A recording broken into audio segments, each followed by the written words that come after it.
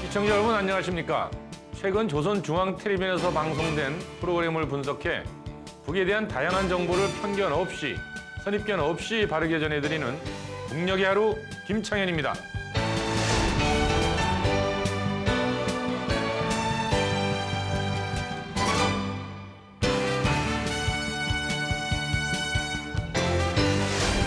우리가 몰랐던 북의 모습, 우리와 다르지 않은 그곳 주민들의 사는 이야기 전해드리겠습니다.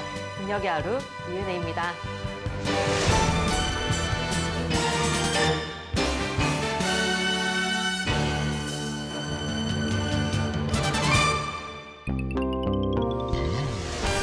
북녘의 하루를 통해 만나볼 주요 소식들입니다. 북은 지금 1년 중 밤이 가장 길다는 동짓날. 팥죽을 먹기 위해 모인 손님들로 북적였던 경흥 은하수 식당 소식 전해드립니다. 평안남도의 품질 분석소, 해주 돼지목장, 농업과학연구소가 새로 준공되었다고 합니다. 평안남도 도민들의 생활에도 변화가 일어나겠죠? 영하권의 강추위가 계속되는 요즘, 신선한 채소를 생산하기 위해 노력 중인 온실농장 소식 전해드립니다. 우리의 제헌절처럼 북의 사회주의 헌법이 제정된 날이 12월 27일이라고 합니다. 북의 헌법 제정 50돌 기념일 모습 함께 보시죠. 북녘 돋보기 시간. 2022년 한 해 평양에도 수많은 주택들이 새롭게 건설돼 인민들에게 공급되었는데요. 북에서는 수도 건설의 새 역사를 써내렸다고 평가한답니다. 어떤 변화들이 있었을까요? 함께 들여다보시죠. 북의 이모저모를 전해드리는 시간. 앞서 은하수 식당 소식 통해서 동짓날 북의 모습 전해드렸는데요. 동짓날 풍습에 대해 좀 더 자세히 알려드립니다. 다가올 새학기. 학생이라면 성적을 올리겠다는 새로운 계획 세웠을 텐데요. 집중력을 유지하는 방법도 알려드리겠습니다. 2022년 새해. 김정은 총비서는 사회에 공헌한 사람들과 기념사진을 찍었었는데요. 그 사진 속 인물들을 오늘의 인물에서 만나보시죠.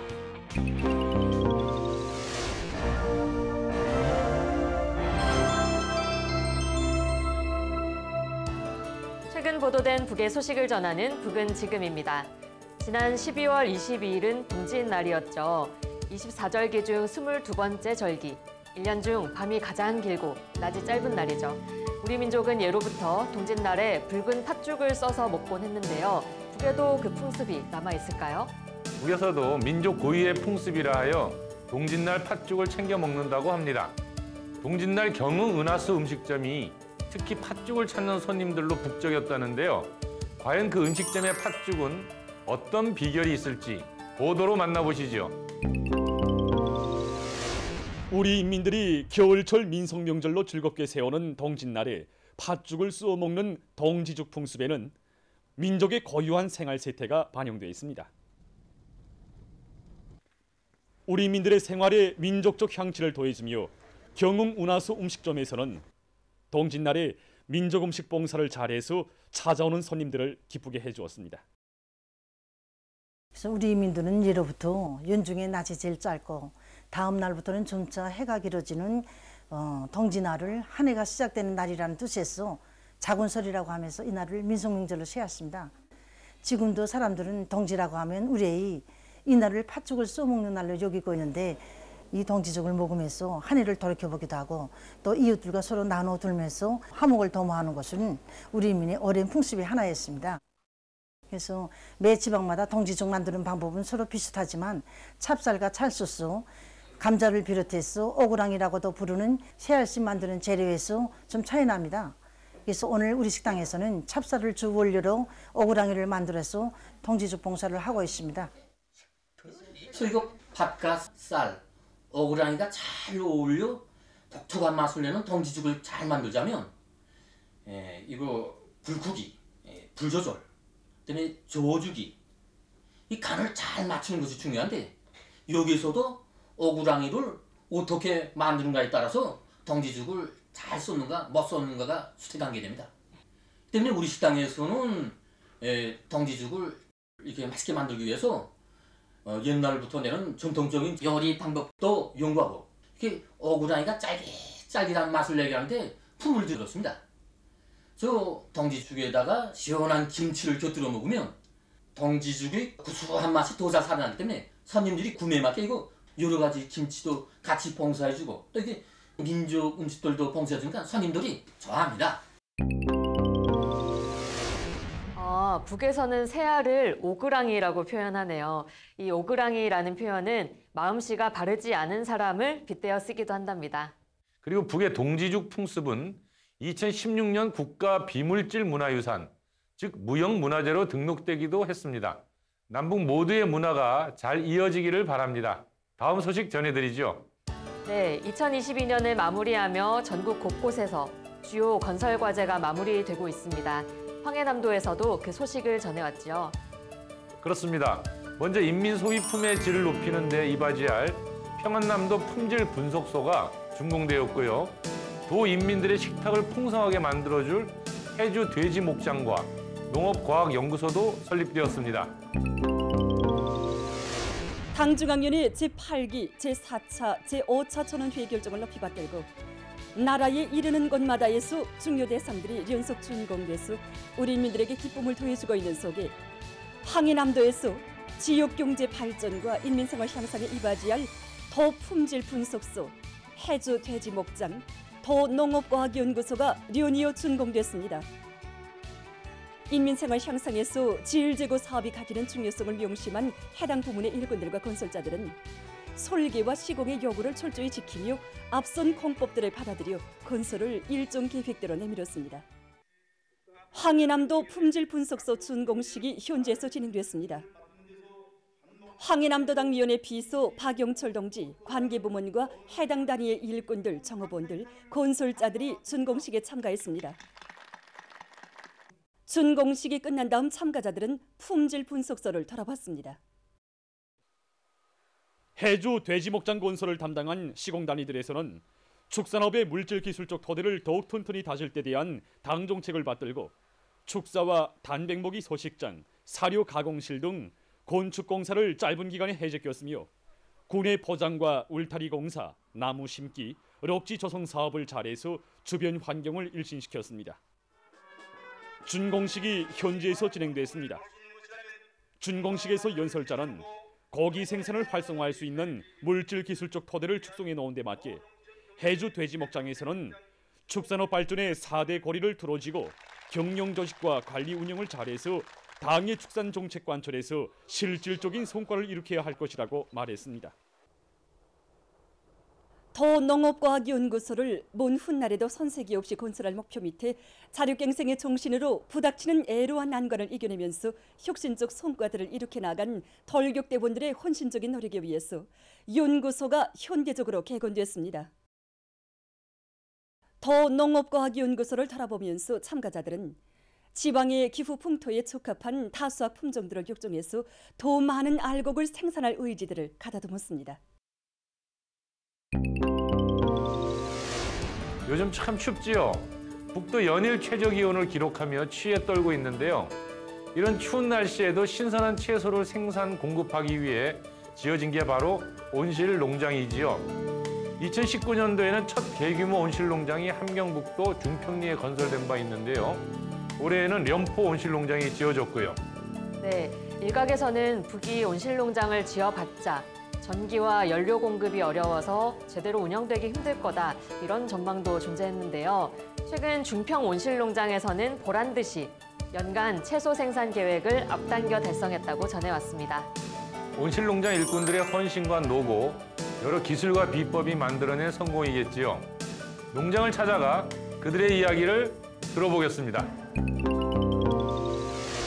인민들에게 사철 신선한 남새를 떨구지 않고 보장할 때 대한 당 정책을 받들고 정초부터 이악하게 노력해온 중평 온실농장의 일꾼들과 종업원들의 헌신적인 일본세에 의해서 연간 남새 생산 계획이 성과적으로 완수됐습니다. 조국의 북변에 대규모의 현대적인 온실농장을 일도 세워주시고 농장이 나아갈 앞길을 환히 밝혀주신 경의하는 김정은 동지의 크나큰 사랑에 남새 생산 성과로 보답해갈 일념 안고 이곳 종업원들은 높이 세운 생산 목표를 월별, 분기별로 어김없이 수행했습니다.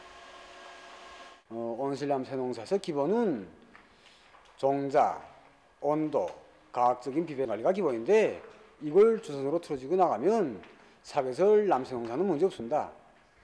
우리 농장에서는 올해 이거 정초부터 평양 남새 과학연구소의 김일환 임기 밑에 의랑 품종의 남새 농사들을 적극 받아들이고 또 이거 종자 소독과 싹틔우기, 모으기 비롯한 남새 생산 공정들을 각 수요구조로 진행해서 필요한 남새모들을 적게 이게 원만히 보장하였습니다. 그리고 이거 기술적 조건에 맞게 허동들에 대한 보건 대책을 철저히 세우고 또 이거 종합 생산 지능실과의 긴밀한 연계 밑에 영양의 공급과 온습도 관리를 책임적으로 해서 오이, 도마도를 비롯한 열매남새 생산을 훨씬 늘렸습니다. 또 이거 토양온실이 지력을 높이기 위해서 리탄을 비롯한 질 좋은 유질거름을 정보당 수십 톤씩 내고 또 정부들 모두가 김매기, 비료주기 비롯한 남새 비비 관리를 책임적으로 해가지고 올해 높이 세운 남새 생산 목표를 월별, 분기별로 어김없이 수행함으로써 연간 남새 생산 계획을 넘쳐 수행할 수 있습니다. 올해 남새 생산 목표를 기한 전에 완수한 공지를 안고 지금 이곳 일꾼들과 종업원들은 맛 좋고 영양가 높은 품종들을 온실 유형과 재배 시기에 따라 배치하고 비배 관리를 과학기술적으로 진행하는 한편 함경북도 안의 상업봉사망들의 신선한 남새를 정상적으로 보내주고 있습니다. 올해는 북의 사회주의 헌법이 제정된 지 50주년 되는 해였습니다. 이를 기념한 행사가 12월 26일 저녁 김정은 총비서가 참석한 가운데 개최되었습니다. 그런데요, 북의 정부가 수립된 건 1948년인데 왜 헌법을 만든 지는 50년밖에 안 된 건지 좀 의아한데요. 북에서 처음 제정한 헌법은 조선민주주의 인민공화국 헌법으로 1948년 9월 8일 제정되었고요. 이후 1972년 12월 27일 제5기 제1차 회의에서 사회주의 헌법으로 재탄생하게 되었습니다. 사회주의 혁명을 계속 다그쳐 나가고 있는 북의 입장에서는 아주 뜻깊은 날인 것 같은데요. 이날 행사에서 최룡해 최고인민회의 상임위원장은 우리의 헌법은 앞으로도 강국 건설 위협을 강력히 추동하는 무기로서의 역사적 사명을 계속 훌륭히 수행해 나갈 것이라고 말하면서요. 사회주의 헌법을 유일한 무기로 틀어쥐고 국가의 무궁한 번영을 위해 더욱 힘차게 싸워 나가자고 호소했습니다. 그리고 인민들도 사회주의 헌법 제정 50도를 기념했는데요. 곳곳에서 국기를 개양하며 뜻을 기리는 모습 함께 보시죠. 사회주의 헌법 제정 50돌수를 맞으며 전국 각지에서 국기 개양식이 진행됐습니다. 조선민주주의인민공화국 국가의 장엄한 손길 속에 우리 인민이 주체조선의 높은 존엄의 상징이고 승리에 기친 라몽색 공화국기를 창공 높이 떠올렸습니다. 우리의 모든 행복과 미래를 법적으로 굳건히 담보하는 이 세상 그 어디에도 없는 가장 인민적이며 혁명적인 헌법, 김일성 김정일 헌법을 가지고 있는 남다른 긍지와 자부심이 온 나라에 차넘쳤습니다. 각계층 군중들의 올골마다에는 인민 대중을 제일 귀중한 존재로 여기고 평범한 사람들 모두에게 자주적이며 창조적인 생활을 법적으로 보장해주는 가장 우월한 사회주의 제도의 품에 안겨 사는 무한한 긍지와 행복이 어려 있었습니다. 위대한 수령, 골출한 용도자를 데리려 모시어 우리의 사회주의 헌법은 성스러운 태양의 전함으로 빛나는 김일성 김정일 헌법, 조국의 창창한 미래와 후손 만대의 존엄과 행복을 굳건히 담보하는 주체의 사회주의 정치 헌장으로 온 세상에 찬란한 빛을 뿌리고 있습니다. 세상에서 제일 강하고 제일 위대하신 경의하는 김정은 동지께서 계시기에 우리의 국위와 국광은 영원히 세계 만방에 빛을 뿌리고 우리의 공화국기는 강대한 조국과 더불어 더 높이 휘날릴 것입니다.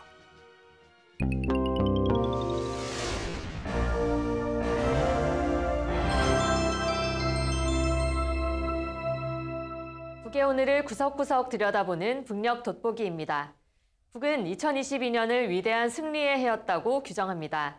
올해를 여러 민족사적 사변을 만들어낸 해라고 자부하는데요.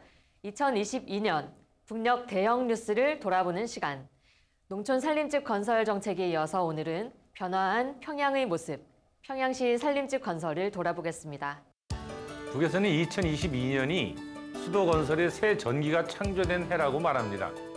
올 한 해 공사가 완료된 평양 산림집은 송신 송화거리와 오통강 강한 다락식 주택 경루동이 있죠.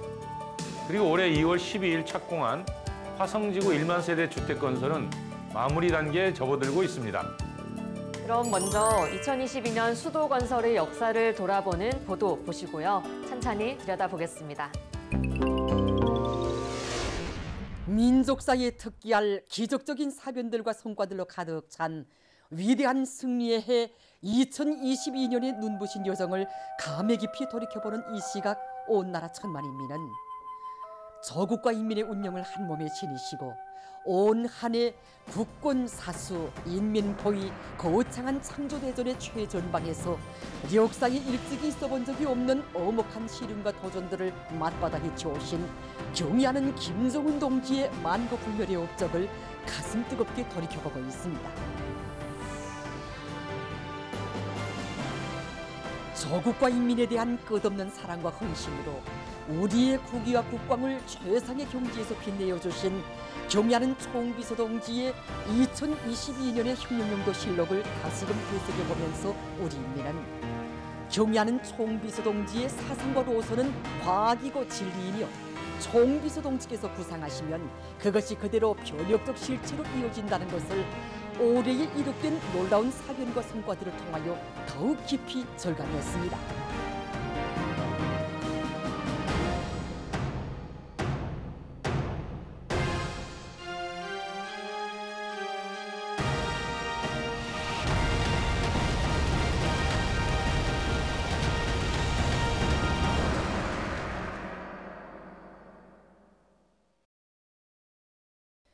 위대한 승리의 해 2022년은 역사에 일찍이 없었던 시련과 경난 속에서도 새로운 건설 혁명의 불길 높이 건설의 최전성기를 펼친 의의 깊은 해였습니다.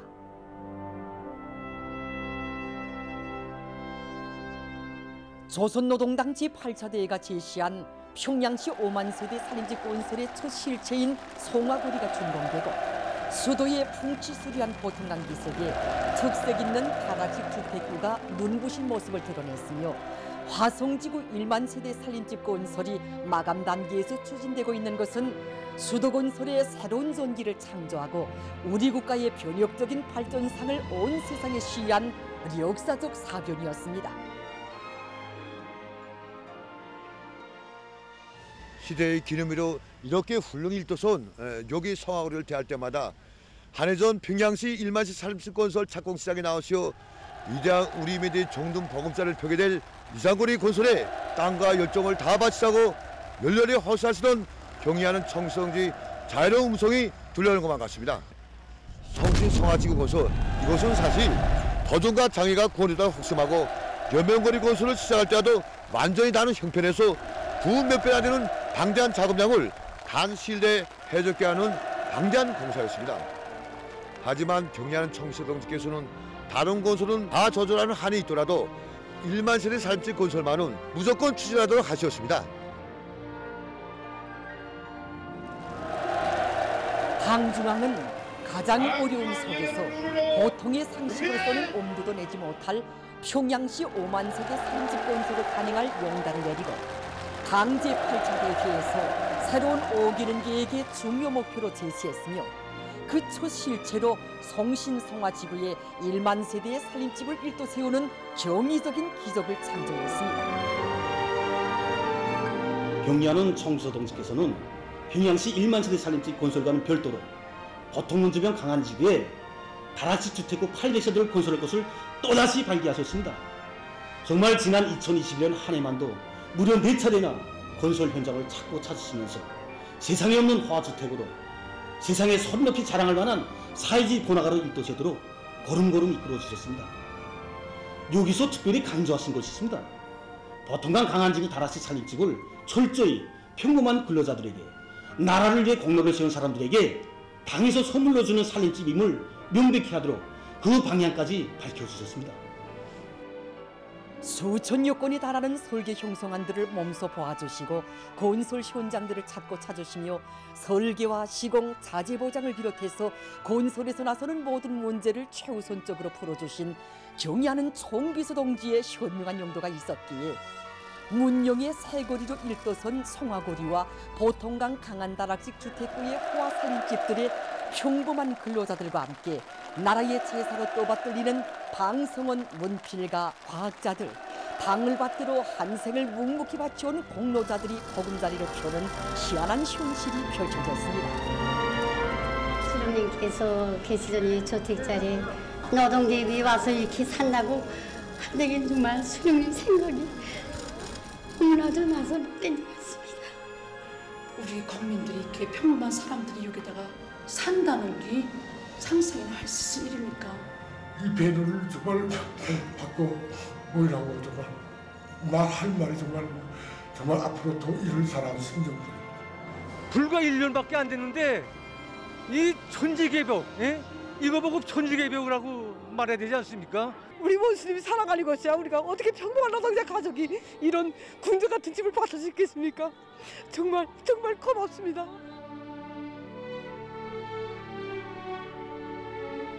우리나라에서 처음으로 되는 보통강 강한다락식 주택구를 비롯해서 수도 평양의 일도선 살림집들은 발전된 본보기들을 계속 창조해서 새로운 문명을 우리 인민들에게 안겨주시려는 경의하는 총비서 동지의 무한한 인민 사랑이 떠올린 위대한 창조물들입니다.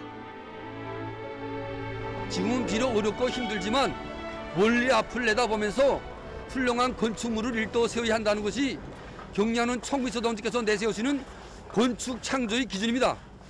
그래서 올해 계획된 하성지구 1만 세대 살림집 건설도 마감 단계에 들어섰습니다. 앞으로 구었던 어려운 공사 과제도 능히 해결할 수 있는 경험과 교훈이 축적되고 자신심이 더욱 백배해졌습니다. 위대한 창조의 고장이신 경의하는 총비서 동지의 비범한 창조력의 높이만큼 무한대한 인민 사랑의 크기만큼 우리의 건축예술 수준도 비약적으로 올라섰습니다. 우리 당의 위대한 수건에 떠받들려 가장 불리하고 가장 어려운 조건과 환경 속에서 어뢰에 펼쳐진 수도 건설의 세전기는 당 중앙이 가리키는 한 길로 나아간다면 훌륭한 미래를 안아올 수 있다는 것을 또렷이 실증해주고 있습니다.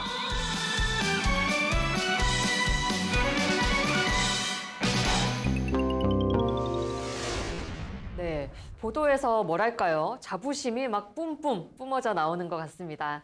평양은 그야말로 1년을 10년같이 해마다 천지개벽하고 있다는 생각이 드는데요. 그럼 가장 먼저 지어진 송화거리부터 이야기 나눠볼까요? 네, 작년 1월 개최된 조선노동당 제8차 당대회에서 5개년 계획 기간 중 평양시 5만 세대 살림집 건설을 결정한 바 있습니다. 해마다 1만 세대 살림집을 건설하기 위해 연차별 계획을 세우고 집행해 간다는 것인데요. 그 첫 해 평양의 동쪽 관문에 눈부시게 들어선 것이 송화거리입니다. 우리 북녘 돋보기에서도 한번 자세히 들여다본 적은 있는데요. 이렇게 대단지 지어내는데 건설 기간은 그렇게 길지 않았다면서요? 네, 그렇죠. 작년 그러니까 2021년 3월 26일 날 평양시 외곽에 있는 이제 송식역 부근에서 첫 삽을 뜨기 시작을 해서 올해 2022년 4월 11일 날 준공을 하였으니까요. 한 380일 정도 걸렸나요? 네, 그렇게 1년 남짓 기간에 굉장히 대규모가 지어졌는데 특히 80층 살림집 건설에 대해서는 우리 남측 건설 전문가들도 세계 신기록이다 이렇게 얘기하더라고요. 사실 이제 그 고성능 압송기라든지 콘크리트 경화 촉진제 또 이 최첨단이라고 하는 건식 공법 뭐 이런 것들로 인해서 많은 사람들의 이제 화제의 이 대상이 되기도 했습니다. 네. 그리고 우리가 그 늘 같이 보지만 동그랗게 생긴 그 원형 고가교 있지 않습니까? 네. 그건 아주 그냥 평양의 핫플레이스가 되었고요. 80층 아파트 살림집과 그리고 이제 그 원형 고가교라고 하는 그 두 개는 지금 평양의 새로운 랜드마크가 되었다라고 해도 과언이 아닐 것 같습니다. 네, 그 원형 고가다리, 고가교는 단지 다리 역할만 하는 게 아니라면서요. 예, 일종의 이제 대형 마트의 역할을 하는 것 같아요. 워낙 유명해지다 보니까는 이제 주말이나 또는 공휴일이 되면은 평양 시내에 있는 다른 지역 살고 있는 이제 많은 주민들이 몰려와서 발 디딜 틈이 없이 그냥 붐빈다고 하네요. 네. 그 사진 보신 분들 다 공감하시겠지만 건물 외관이나 그 다리 자체가 워낙 아름답게 지어져서 꼭 쇼핑을 하지 않더라도 눈요기가 충분히 될 것 같아요. 뭐 북에서는 인스타그램 같은 건 없겠지만 인증샷 맛집으로 아마 역할을 톡톡히 하고 있을 것 같습니다. 이 송신 송화거리 지어질 때 김정은 총비서가 각별히 또 강조한 게 있다면서요. 그렇죠. 그 늘 강조하는 인민대중제일주의가 아주 앞장서서 건축에도 관철돼야 된다라고 했던 것이죠. 예를 들어서 이제 준공이 되는 과정에서 인민들의 그 편의 보장을 누누이 강조한 건데 이런 말을 했다는 거죠. 우리가 도시를 건설하는데 너무 이제 국가의 권위를 앞세운다거나 또는 체면, 이게 이제 겉모습을 보기 좋게 하는 데만 너무 신경 쓰는 거 아니냐라는 이야기를 했다는 거죠. 그래서 그 이후에 인민들의 이제 편의를 위해서 원래 길 양쪽에 편제되어 있던 이제 뭐 가게나 각종 봉사시설들이 위치를 다 이제 인민들이 가장 접근하기 쉬운 접근성, 편의성을 중심으로 재배치됐다 뭐 이런 이야기를 합니다. 네, 이제 두 번째 지어진 경루동 얘기 한번 해볼까요? 이 경루동에 대해서는 뭐 아름다운 외관뿐 아니라 거기에 입주하게 된 인민들의 얘기 더 많이 전달해드렸던 것 같은데요. 송화거리처럼 1만 세대보다는 훨씬 작아요. 한 800세대 정도 들어섰는데 아주 다양한 계층의 많은 노동자들이 들어왔죠. 또 평양의 노동자, 과학자, 또 교육자, 문필가, 뭐 아주 다양한 그 공로자들, 노력 혁신자들 이런 분들이 대거 들어와서 이제 분양받고 입주한 것 같아요. 김정은 총비서도 이 경루동에 대해서 이런 말을 했어요. 그러니까 평범한 근로자들에게 그리고 또 나라를 위해서 큰 공을 세운 사람들에게 우리 당은 이런 그 살림집을 선물로 줄 수 있다라는 걸 명백히 해라라고 했다는 것이지요. 그런데 북에서는 이 경루동을 가리켜서 노동자의 호화주택이다. 재밌죠? 이런 표현을 쓴다고 하네요. 그러면 마지막으로 지금 지어지고 있는 상황이죠. 2월 12일에 착공된 화성지구 1만 세대.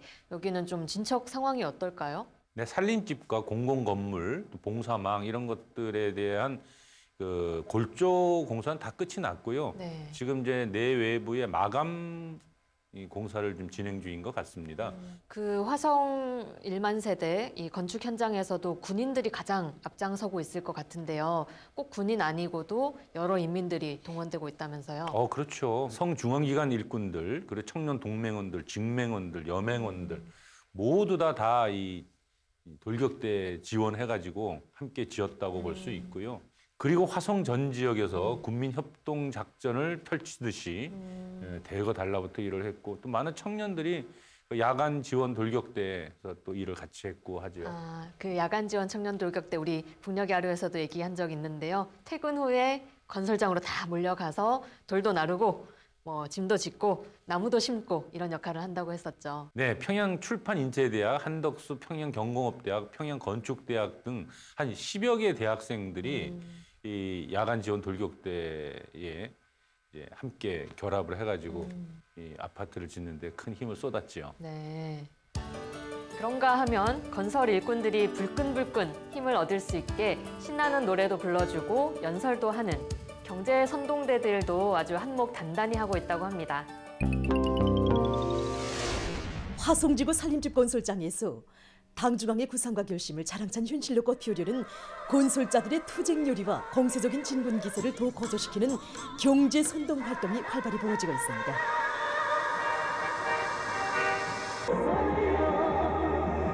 오래도록 오르르셨습니다. 그날따라 더서 주체조선의 힘을 가지고 미대성 더서 선전 사업을 진행했습니다. 더서해설 선전의 내용과 형식을 더 풍부히, 더 다양하게 진행해서 인민의 리상고리를 일대 세우는데 조금 힘이 남아 이바지하자고 합니다. 하루가 다르게 변모되는 여기 살림집 건설 현장을 보면서 아무리 노래를 부르고 불러도 힘든 줄 모르겠습니다. 힘있는 노래를 더 많이 준비해가지고 들끓는 현장들에서 하선선동의 북소리를 더 높이 올려가겠습니다. 화성지구 1만 세대 건설 현장에 힘찬 경제선동대 활약까지 보고 왔습니다. 정말 수도 건설에 새 전기가 마련되었다 표현할 수 있을 만큼 올 한해 평양이 확 달라졌네요. 북은 2022년 산림집 완공을 이렇게 평가합니다. 최악의 환경 속에서도 전체 인민이 한마음 한뜻 되어 나아간다면 충분히 훌륭한 미래를 안아올 수 있음을 입증해냈다. 그것이 올해 완공된 산림집들이 갖는 거대한 의미이다라고 말입니다. 북은 앞으로도 있을지 모를 난관에도 불구하고 5개년 계획 완수를 위해 뚜벅뚜벅 나아가지 않을까 예상해 봅니다. 지금까지 북녘 돋보기였습니다.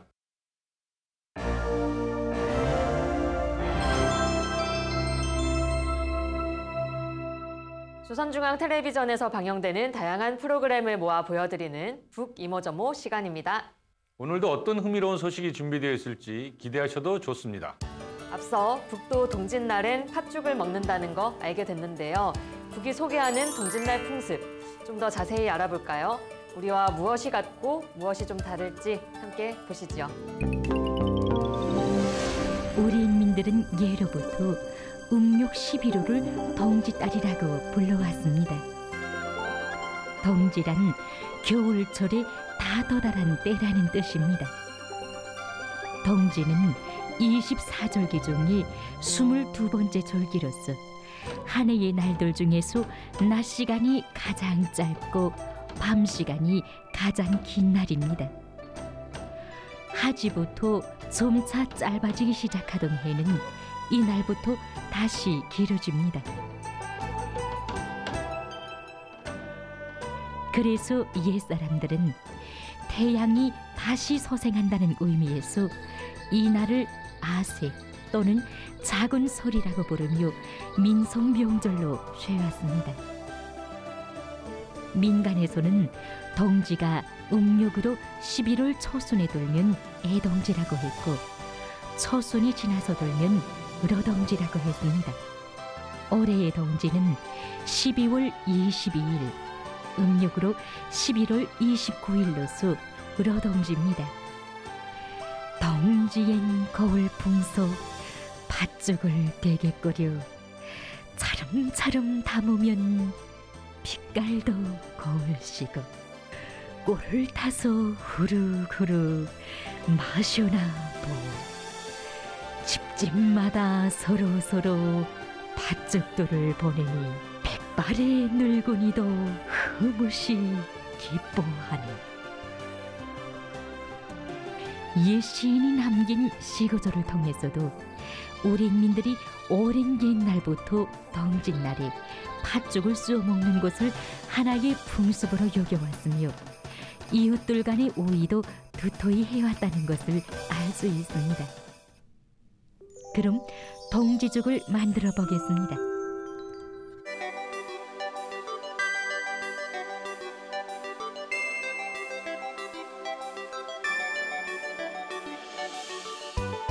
먼저 백미를 깨끗이 씻어 2시간 정도 불고 넣습니다. 팥은 7배 정도의 찬물을 넣고 삶습니다. 처음에는 생불에서 끓입니다. 끓기 시작하면 불을 낮추고 약한 불에서 푹 무를 때까지 삶습니다.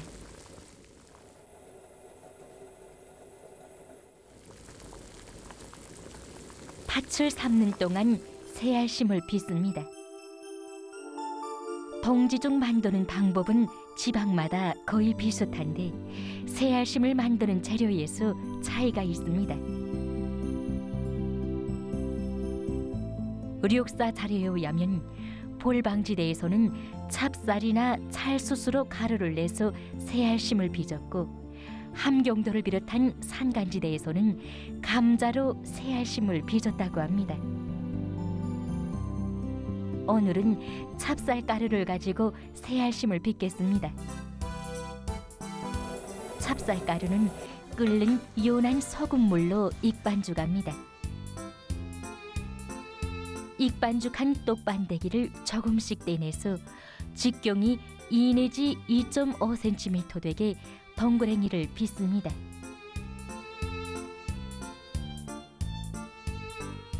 새알심은 끓는 연한 소금물에서 삶아냅니다.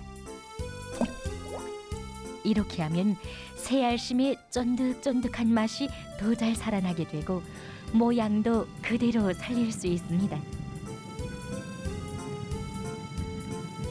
새알심들이 익어서 떠오르면 찬물에 살짝 담그었다가 건져 넣습니다.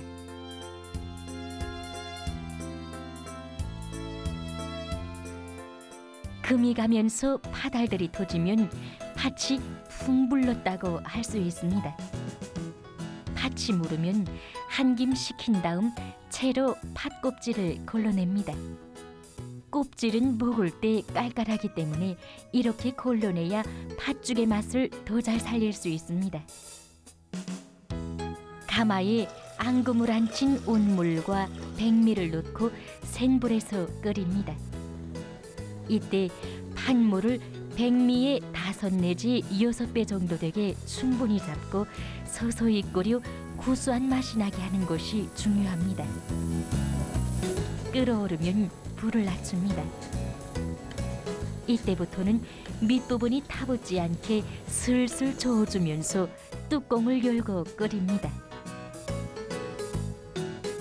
쌀알이 퍼지기 시작하고 죽물이 까르해지면 빚어놓았던 새알심과 팥앙금을 넣고 한 소끔 더 끓입니다. 소금을 넣어 팥죽을 완성합니다. 따끈한 동지죽은 시원한 김치를 곁들여 먹으면 그 맛이 더 잘 살아납니다.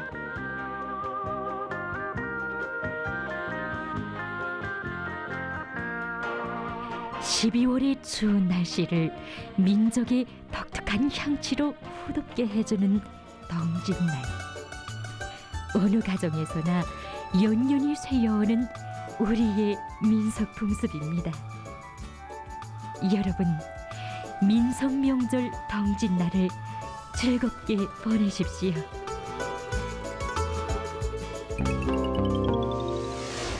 다음은 공부하는 학생 여러분 주목하세요. 이제 새해를 맞아 새로운 다짐으로 학습 계획을 세우는 분들 많을 텐데요. 학습에서 제일 중요한 하나가 집중력이 아닐까 싶습니다. 학습 계획과 함께 집중력 유지하는 방법도 미리 숙지하면 어떨까요? 학습하는 데서 집중력은 매우 중요합니다. 그래서 학생들은 집중이 잘 되도록 자기 나름대로 장소와 자세들을 취합니다. 시간이 감에 따라 집중력은 점차 떨어지게 됩니다. 그것은 크게 3단계로 나누어 볼 수 있습니다.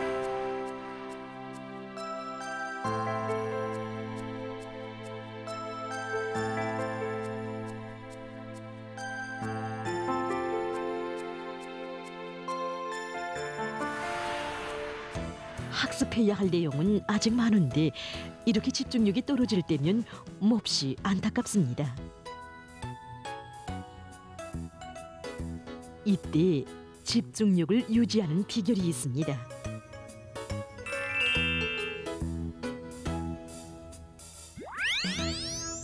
과목을 바꾸어서 학습해 보십시오. 실례로 수학 문제를 풀다가 문제의 의미도 제대로 파악할 수 없거나 간단한 계산도 자주 틀리는 것은 집중력이 떨어진다는 표현입니다. 이때 국어나 자연을 비롯한 다른 과목 학습을 해보십시오. 그러면 지루감도 없어지고 집중력도 다시 높아지게 될 것입니다. Their mother, father, brother, two all into face. 과목을 바꾸어도 또 인차 지루해지고 집중할 수 없는 경우가 있습니다.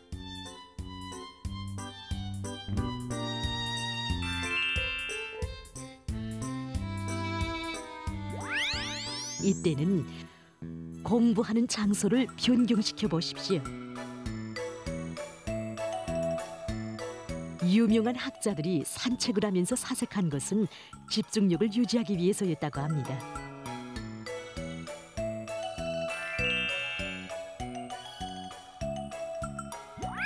집중할 수 없는 이유를 찾아보십시오. 아무리 학습 의욕이 높다고 해도 집중력을 유지할 수 없을 때가 있습니다.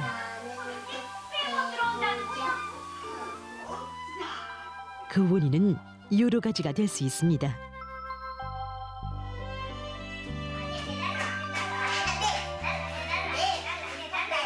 이렇게 뜻하지 않은 일들도 생길 수 있습니다.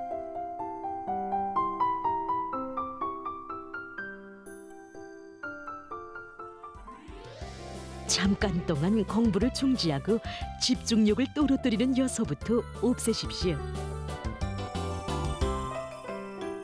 그러면 마음도 가볍고 그만큼 집중력은 높아질 것입니다. 이 방법들을 적용해 보십시오.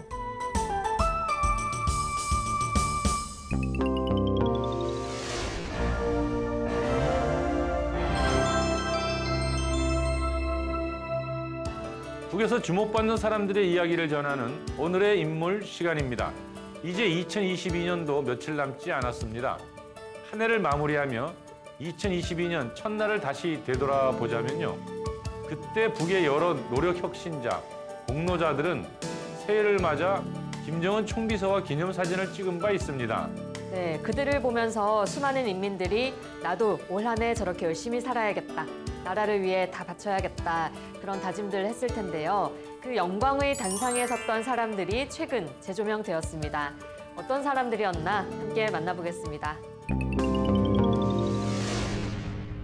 내 조국의 2022년은 어떻게 밝아왔던가.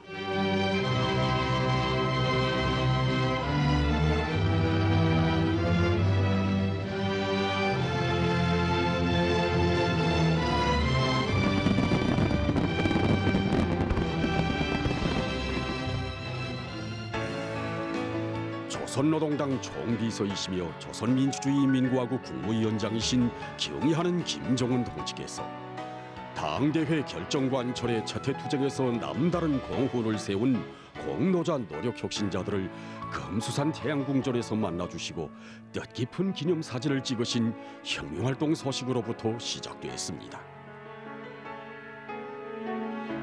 뜻깊은 새해의 첫 아침에 꿈만 같은 영광을 받아가는 공로자 노력혁신자들을 바라보는 인민의 마음은 뜨거웠습니다. 경의하는 그들 속에는 평양 화력발전소 타빈 직장 보수 일 작업반 노동자 조문선 동지도 있습니다. 조문선 동무는 이제 30년간 이제 망군자입니다. 급수 설비 계통에서 이 사람 따를 사람이 없습니다. 우리 직장에도 만군자들이 여러 명 있습니다. 나도 조동지와 여러 제 같이 일하고 있습니다. 또 그 과정에 세게 아파서 며칠 동안 또 출근하지 못한 그런 때도 있었습니다. 조동지라고 왜 아플 때가 없을 것 같습니다. 사람들이 만군자라면 쉽게 말하는데 30년 세월을 하루같이 산다는 게 말처럼 그렇게 쉽지 않습니다.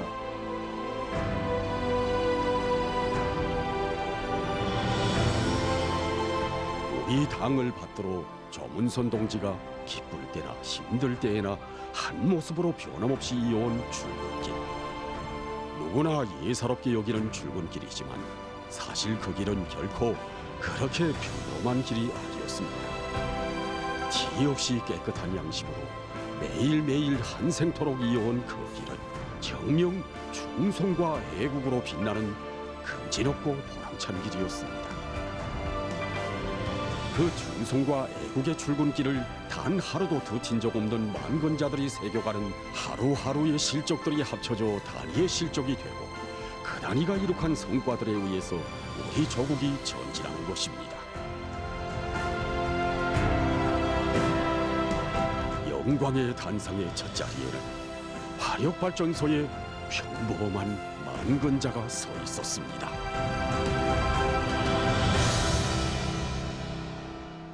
(2022년 2월) 만수대 의사당에서는 위대한 장군님의 탄생 88을 맞으며 당정책 관철에서 특출한 공로를 세운 공로자들에게 당 및 국가 표창이 수여되었습니다.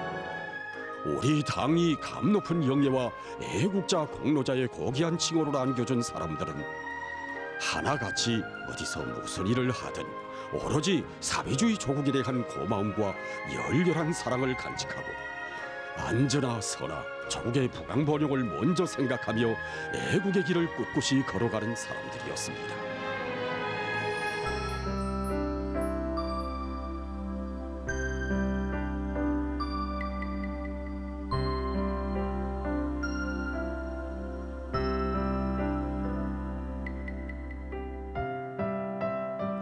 그들 속에는 수천 척 지하막장에서 일하는 광부도 있습니다.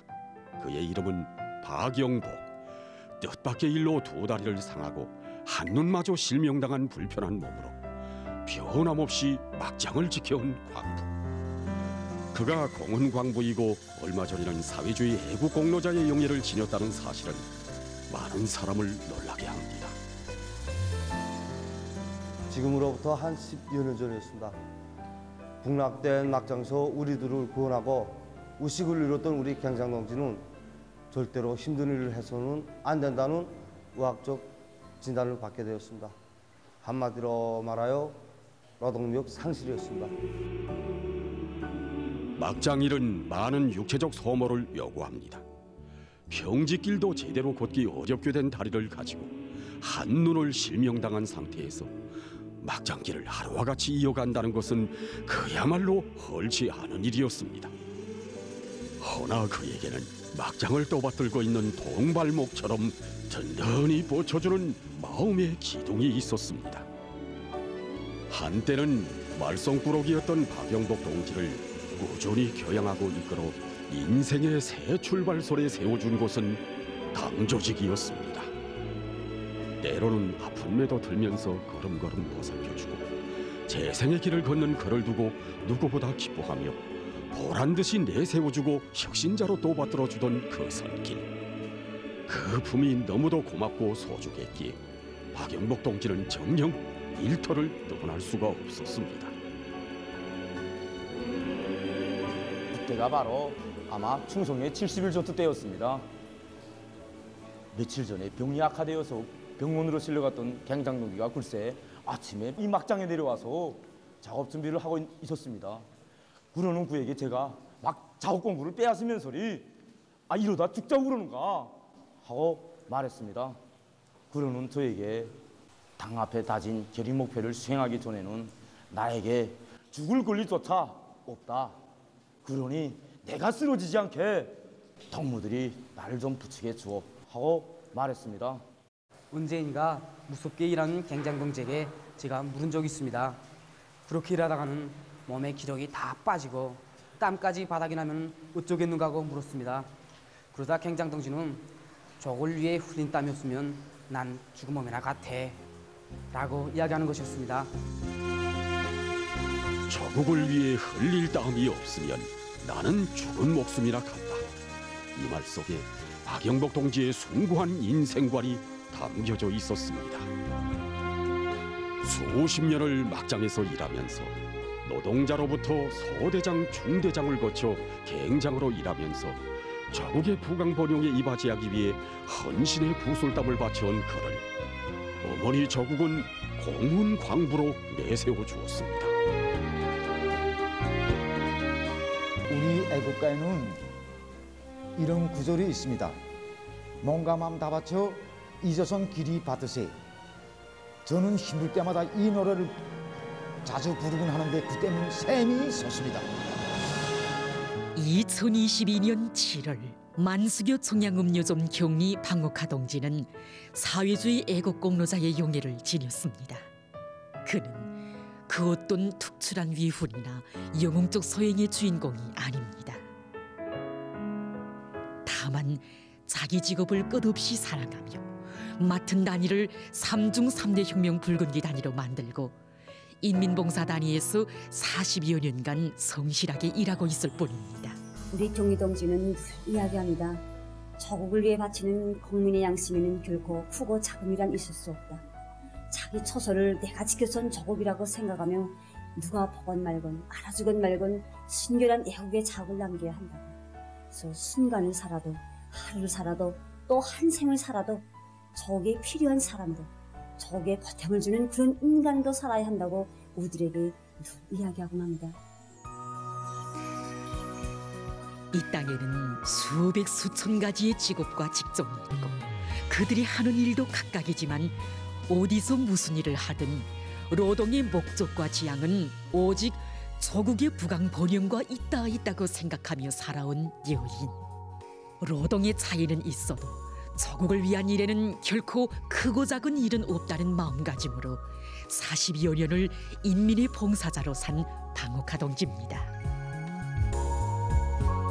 내가 하는 일은 단순히 인민들에 대한 봉사사업이기 전에 우리 당의 영독적을 빛내이고 당에서 위대한 수령님들을 받들어 모시듯이 받들어야 한다고 한 인민들에 대한 봉사사업이다.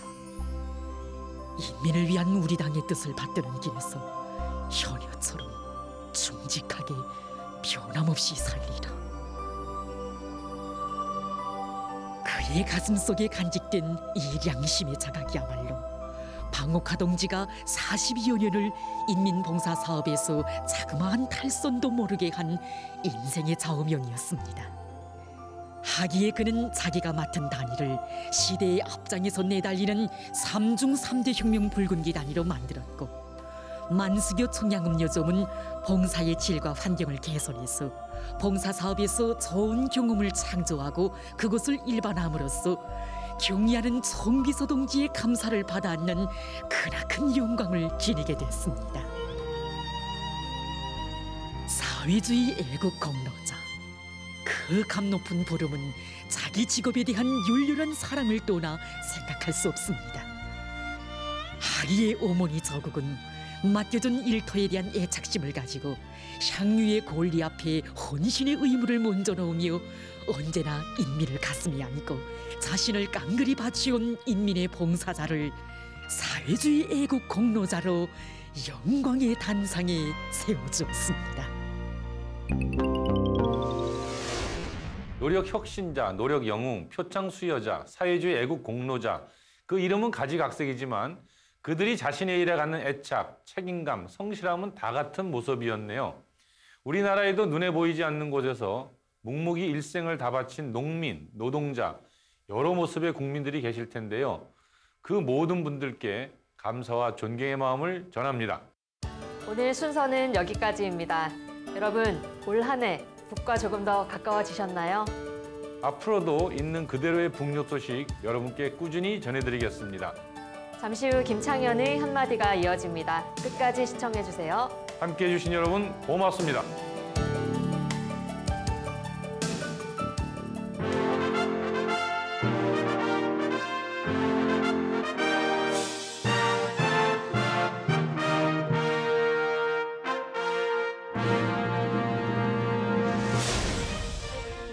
한 해가 저물어 가는군요. 북은 올해를 수도건설의 새 전기를 만든 해라고 하는데요. 그만큼 획기적인 건축물이 새롭게 들어섰음을 의미하는 것이겠지요. 작년 1월 조선노동당 제8차 당대회에서 5년 동안 평양시 5만 세대 살림집 건설을 결정한 바 있지요. 그해 평양의 동쪽 관문에 눈부시게 들어선 것이 송화거리입니다. 송화거리는 왕궁과 함께 80층 초고층 살림집, 대형마트를 겸하는 원형 고가기업, 고성능 압송기, 콘크리트 경화 촉진제, 최첨단 건식 공법 등 많은 화제를 낳았는데요. 실제 원형 고가교는 평양의 새로운 랜드마크로 떠오르고 있다는군요.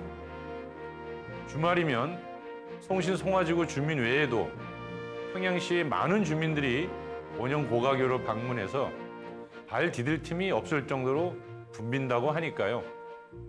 보통강 강한 다락식 주택 경로동은 송화거리 건설이 진행되는 가운데 올해 완공된 또 하나의 쾌거라고 할 수 있는데요.